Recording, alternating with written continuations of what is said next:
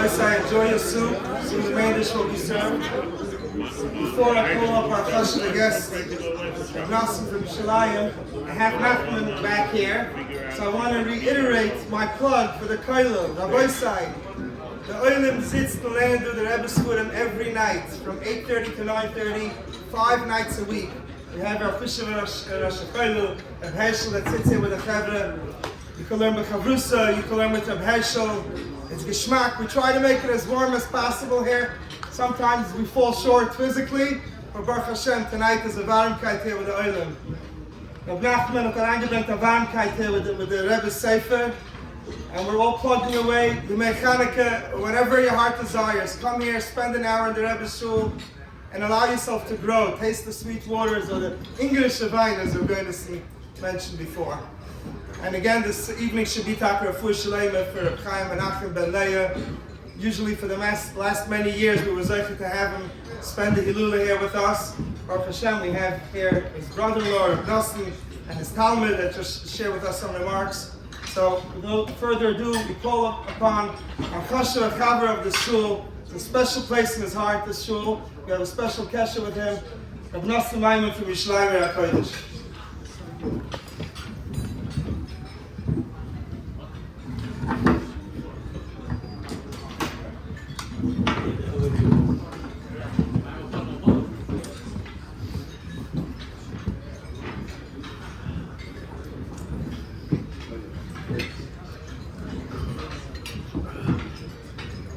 There's a story that once one of the Talmidei Chachamim in Breslov, I believe he was on a train with somebody going back years ago. We're not talking about today's trains, we're talking about 100 years ago. And the person asked him, tell me a miracle from your Rebbe. And he said, I'm a miracle. I'm a miracle. Where I am today, where I could have been, that to me is the biggest miracle. I came directly from the airport, from JFK, from Eretz Yisrael. So coming here is a yerida in a way, leaving Eretz Yisrael, going to Chutz La'aretz. But it's a yerida tachlis aliyah, to come to walk straight into Rav Nosson Zal's yard site and to walk into New Hempstead, Muncie, where 2-3 years ago, none of us would be here. Maybe 1 or 2 guys or 2.5 guys in a basement. That's how this started off. And look. And a person would say, so what? We're not Moshe Rabbeinu's, we're not Rabbi Nachman's, we're not Reb Nosson's. I mean, who we took? Each and every single person in this room, if they want to be honest, if we want to be honest, would have to admit and realize that if we made contact with these tzaddikim, with Rabbeinu Zal, with Reb Nosson Zal, and the other tzaddikim that they're close to, the Baal Shem Tov HaKodesh, the Baal Tanya, that any person who has made contact with these tzaddikim has been touched in a very serious way.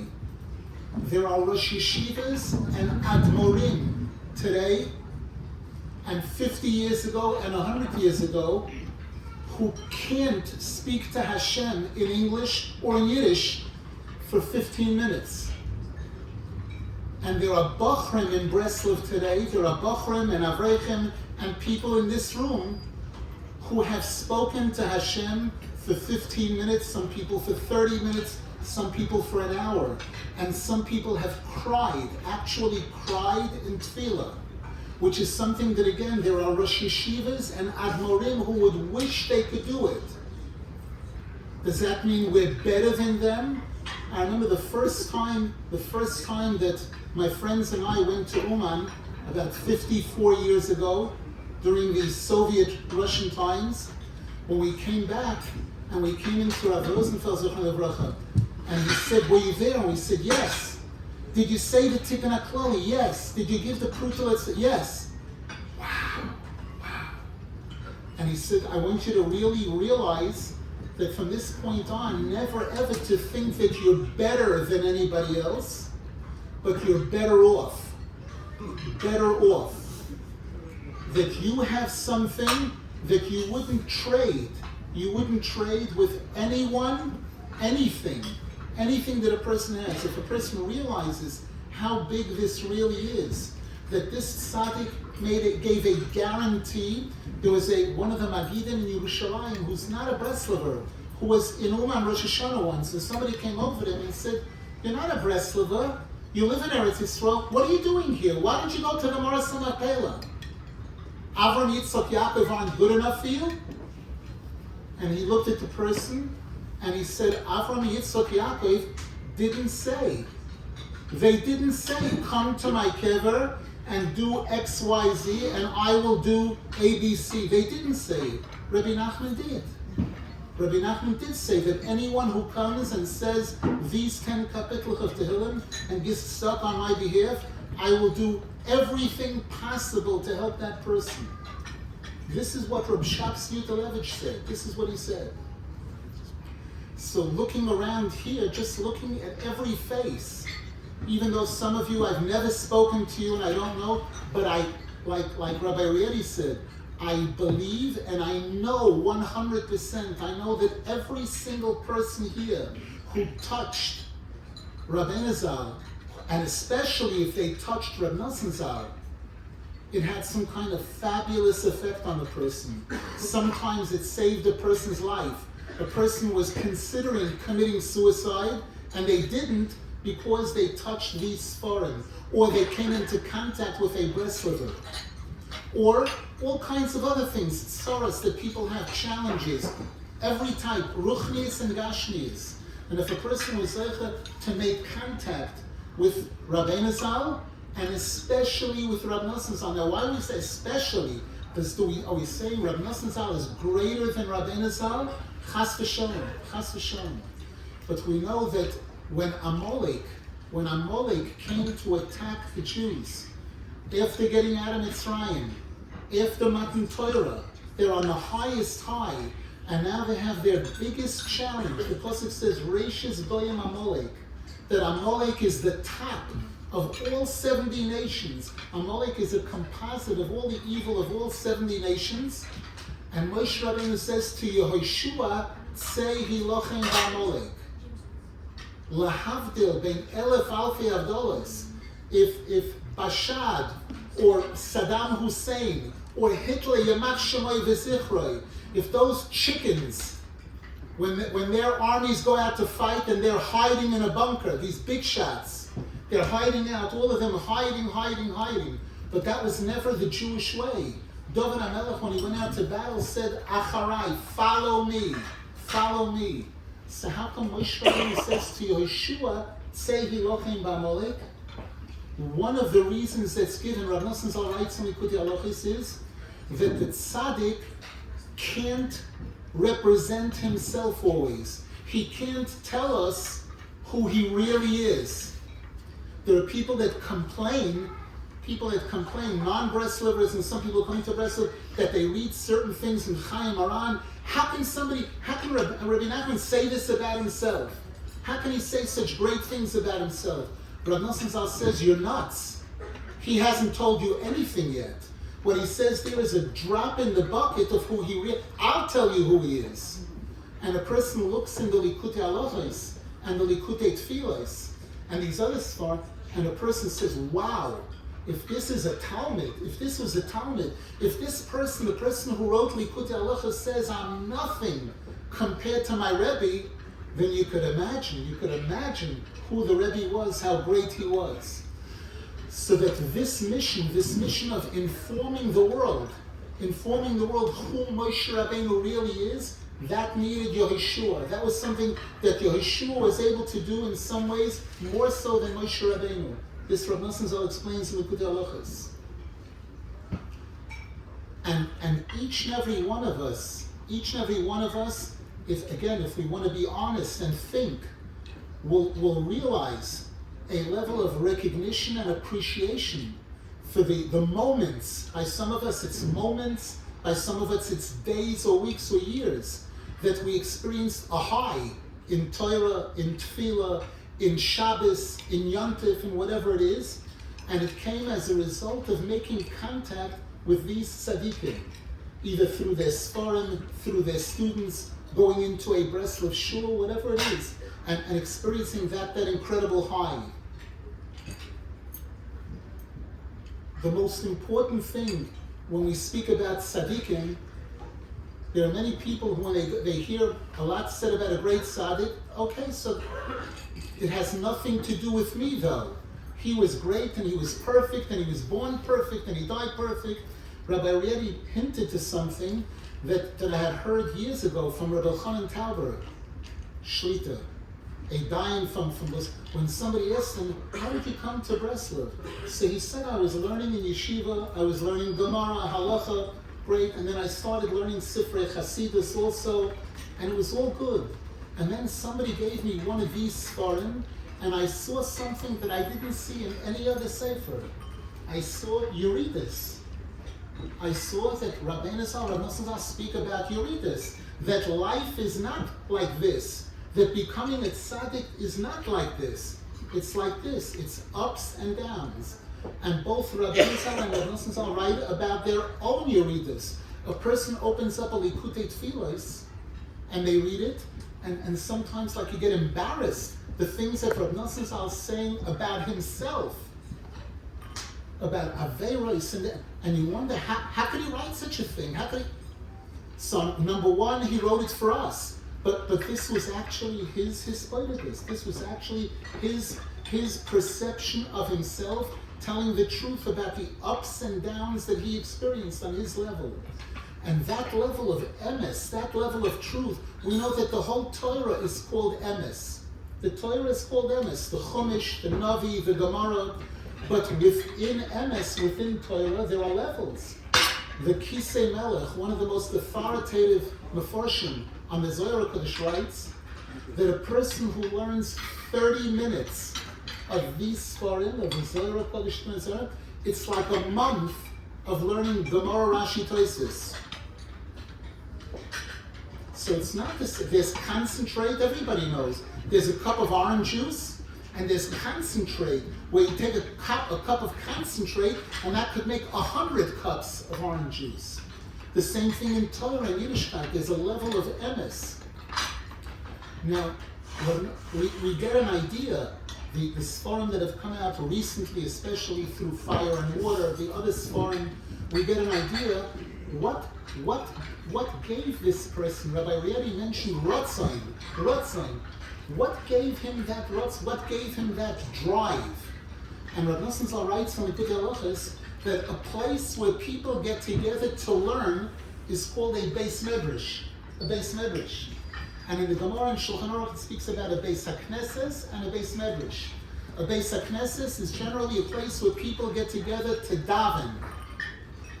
A Beis Medrash is a place where people get together to learn and daven sometimes. And the Gemara makes it perfectly clear that between the two, a Beis Medrash is on a much higher level. If a person has an opportunity to daven where they learn, that's an incredible, incredible thing. Now, why is it called, what does the word Medrash mean? What is the word Medrash, and what's the message in that for us? Rav Nosson Zal says, I'll tell you what a Beis Medrash is. There's a pasuk, Dirshu Hashem v'uzay, Bakshu Fanav Tavid. Search. Lidrosh means to search, to seek. When Rivka was pregnant with twins, she had Esav and Yaakov Avinu inside of her, and there was a tug of war going on. It says, Vatelech lidrosh es Hashem. She went to search for Hashem, to search for an answer for this problem. Something was going on she didn't understand, couldn't make any sense of. She went lidrosh es Hashem. Where did she go? To the Beis Medrash of Shem Ve'ever, to the Yeshiva of Shem Ve'ever. Where a tzaddik is, that's where you go to search, to seek for Hashem. And this pasuk, Dirshu Hashem v'uzay, means search, seek Hashem. The term oiz is used to refer to the Torah. Hashem oiz lama yitain. And the term oiz means the tzaddik. Boyaz. The term oiz refers to Ezeu Gibar HaKoivishus Yitzray. So the pasuk says, Dirshu Hashem, search. Okay, great, that's great. Everybody knows about Tshuva yeshivas. They're a mevakshin. Those people who didn't make it in the frum world, they're called mevakshin. People who didn't grow up as tzaddikim. They weren't born tzaddikim, and they don't continue to be tzaddikim. So they're searchers, seekers. People who don't really know that much. They're not from FFBs. They're not from birth. They're called mevakshin, searchers. Rab Nosson Zal was very from birth. He was born into a family, a very prestigious family. Father, a Talmid Chacham, and a wealthy person, and an aristocrat, highly respected by everyone in the community. Father-in-law, what we would call today in certain places, Godel Hador, one of the Gedolei Hador. And Rab Nosson Zal himself, his Rebbe, said about him in yeshiva that they loved his learning, that other Talmidim in the class, they would like to ask questions, chakiras and everything. Rab Nosson Zal, when he learned a Gemara or anything, a Teves, his pshat, they enjoyed more than the chakiras of the other people who were trying to show how smart they were, that kind of thing. And yet this person wasn't satisfied. He was a mavakesh. He was searching. He wanted to go higher. He knew that there's more. That Hashem is infinite. The Torah is infinite. So there's no such thing as stopping. There's no such thing as getting to a certain level in my Yiddishkeit and putting it in neutral and putting it in park. No such thing.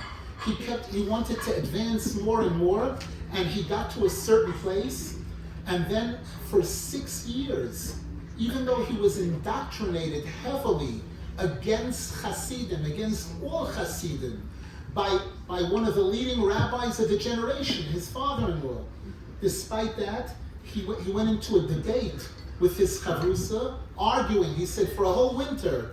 And his chavrusa convinced him that there are certain things in Hasidus that you won't find anywhere else. That a certain love for Hashem, and a certain feeling for tefillah, and certain other things, the avodah shebalev, that in that area, the Hasidim have an advantage. And Rab Nosson Zal realized, he saw that it's true, it's really true. And then he began a 6-year searching, going to the leading Hasidim of the generation at that time, Reb Levi Yitzchak Berditchev, the other leading tzaddikim, and he saw greatness in each one of them, but he felt there's more, there's bigger, there's greater than that. And then he meets a young man, 30 years old.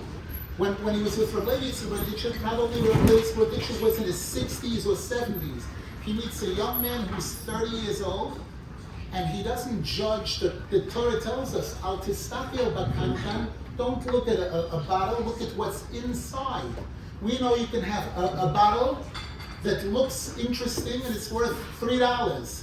And you can have a bottle that looks very simple and it's worth $1,000 or $5,000 of a very expensive wine, that kind of thing. Rab Nosson Zal spent time with this tzaddik and saw that a few minutes with this tzaddik is more life-changing to him. He got more inspiration. He got more chizuk than hours or months with somebody else. And this is what he absorbed, and this is what he passed on to us. Now Rabbeinu Zal writes in Likutei Moharan, he gives us in one line a message that all of us can understand. How does this apply to me? Rabbeinu Zal says there's something called nitzachon. There's something called nitzachon where people have a feeling inside of them that I want to be right. I want to know that I'm right. I want to know that the way that I'm living is right. I want to know that my house is right. My wife is right. My kids are right. Everything about me is correct. It's right. That's this concept of nitzachon. And then there's something called emes, truth. And Rabbeinu Zal says that by most people, these two conflict with each other. If a person wants to be right, if a person feels that what they're doing is right, period, then they're not open to hearing anything else. They're not open to investigating to see maybe somebody else is more right. Maybe somebody else has something better. And the Torah tells us, "Eizeu chacham haloi made mikol adam," that a Jew has to avail themselves to be able to learn from everybody. But if I feel that I'm right and everything I'm doing is right, and nobody's better than me, no one else has a better way than I have, then I'm not available to hear anything else, period. By Rav Nosson Zal, we see that that wasn't the case at all. That despite all of his qualities and qualifications, he was ready to listen and to see what can I learn from this person. And to go among the tzaddikim, the great tzaddikim, and to see what can I get from each one. And not just to listen, but to get close. The Gemara says, Godel shimush shel Torah yosem limuda. That those people who think Yiddishkeit is just learning about something, they're missing one of the most important components, shimush chachamim, being close to a Talmid Chacham, watching, listening, watching every move, asking questions, watching how the tzaddik, the Talmid Chacham, relates to other people. All of these things can be much stronger. A person can learn sometimes in spending 15 minutes with a tzaddik, with a Talmid Chacham, more than he'll learn in a year of his own learning, his own personal learning. And by Rav Nosson Zal, we see that he went for the whole package, the learning, the shimush chachamim, every single step. Now here, Rabbeinu Zal tells us here in the world, Rabbi Reddy mentioned this also before, that years ago, 50 years ago, Breslov was a lot less popular than it is today. Today we find that in Muncie, I believe there's maybe 5 or 6 Breslov shuls today. In Beit Shemesh, there's 40 Breslov shuls today. In Beitar, 11, 12 Breslov. Every 50 years ago, that wasn't the case at all. That wasn't the case at all. Today, Rabbi Nachman has become much more accepted in the world. Likutei Moharan, people are learning about it. But regarding Rav Nosson Zal, there are still many people in the world that say he's the problem. He's the problem. If not for him, Breslov could be accepted. The world could accept Breslov. He's the troublemaker. He's the one that made the problem. Rabbeinu Zal writes in Likutei Moharan that a tzaddik is called a choisam, a seal. Bris, choisam bris, a seal. Those that know what a seal is, when you look at a seal, you can't read the lettering on it or anything because it's upside down. The only way that you can really know it's on a seal is when the seal is stamped onto something. Then you can read it, then you can make out the words. Rabbeinu Zal explains there that tzaddik is the choisam, and his student is that paper, that thing that has the engravement on it. If a person learns Likutei Moharan, if a person learns Sipurei Maisius without the benefit of Likutei Halachos, without the benefit of Likutei Tfilos, they're definitely getting something. They're getting something, but it's maybe 15% of what the person could get if they see it through the eyes of Rav Nosson Zal. The Likutei Tfilos in many cases is the best Rashi on Likutei Moharan. The Likutei Halachos takes it to a whole other level. And here again, this is for those who have realized that there's something special in Breslov. If a person will allow themselves the luxury to get involved in Rav Nosson Zal's Sfarim, in the Likutei Tfilos, which number one, the Hebrew version is the easiest Hebrew that anybody could possibly ask for. And it's been translated into English and other languages today. So none of us can say, I can't understand it or I can't read it. If a person, my Rebbe, Reb Michal Dorfman, when he was in Russia, he would write letters to his friends in Eretz Yisrael, they would write back. So one time he wrote to them that Rabbeinu Zal says that David HaMelech wrote this Sefer Tehillim with Ruach HaKodesh, that every single Jew can find themselves in Tehillim. Every single Jew and every single challenge that a person is going through, a person could find it in the Sefer Tehillim. If they look. Reb Michal wrote back that in the Sefer Tehillim, you have to look. In Likutei Tfilos, I don't have to look. I'm right there. Every page is me. Every page he's saying exactly what I would want to say, exactly what I need to say to describe my situation, the challenges I'm going through in every single area of Yiddishkeit, in every single area of life. We know that there's a custom when a person writes a sefer to put their name in the beginning of the sefer, to put Hashem's name. The Likutei Moharan begins with Rabbeinu Zal quoting a chapter in Tehillim, Ashrei Tamimei Derech Ha'holchem B'Toras Hashem. Tehillim chapter 119, which is the largest chapter in the whole Tehillim. Rabbeinu Zal begins with that. That's the opening Torah in Likutei Moharan. The word Ashrei, Aleph Shin Reish Yud, with the 4 letters and the word, is B'gematria Rebbe Nachman ben Fega. The word Temine, Taf Mem Yud, is B'gematria Nassan. In the opening 2 words of Likutei Moharan, the opening pasuk that Rabbeinu Zal quotes there, he included this combination, that it's a combination of the sun and the moon, the Rebbe and the student, that's going to present, like he says in Torah Aleph, Chochmah Malchus, that's going to present the best, most authentic presentation of Yiddishkeit available. The Tikkun HaKlali, one of the greatest revelations that Rabbeinu Zal revealed, these 10 chapters, which are all 10 types of Negina. The first chapter of Tikkun HaKlali, the word Michtam LeDavid. Michtam is B'gematria Nassan, and the last word in the paragraph is Netzach. B'mincha Netzach. Netzach is B'gematria Nachman.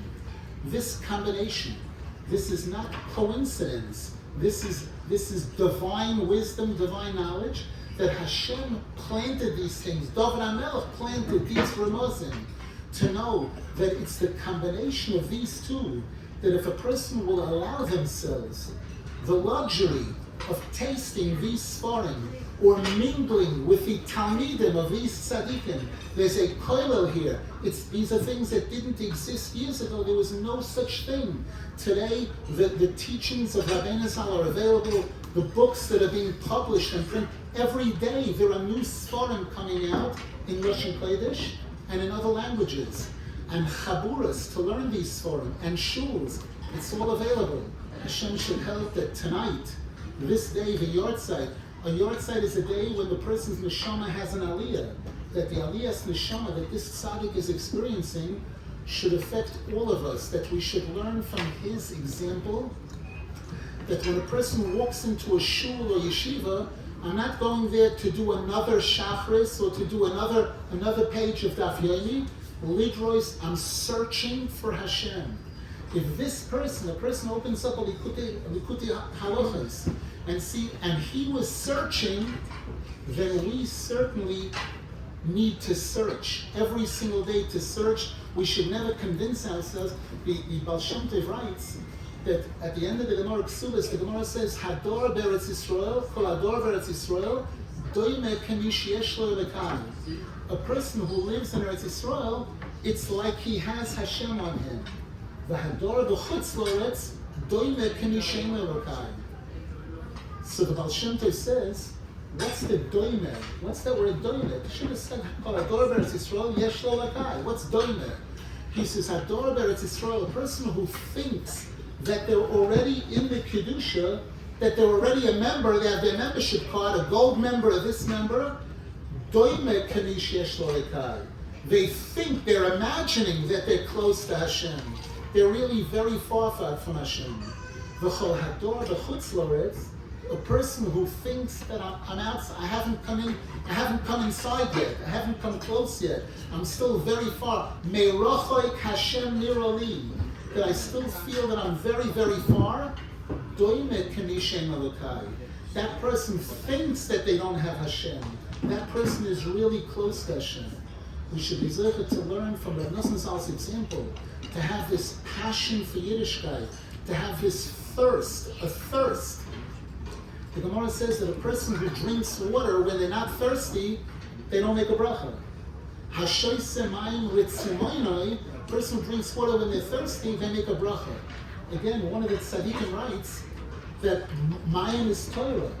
a person who's learning Torah with a thirst, a genuine, like a person who hasn't had a drink in days.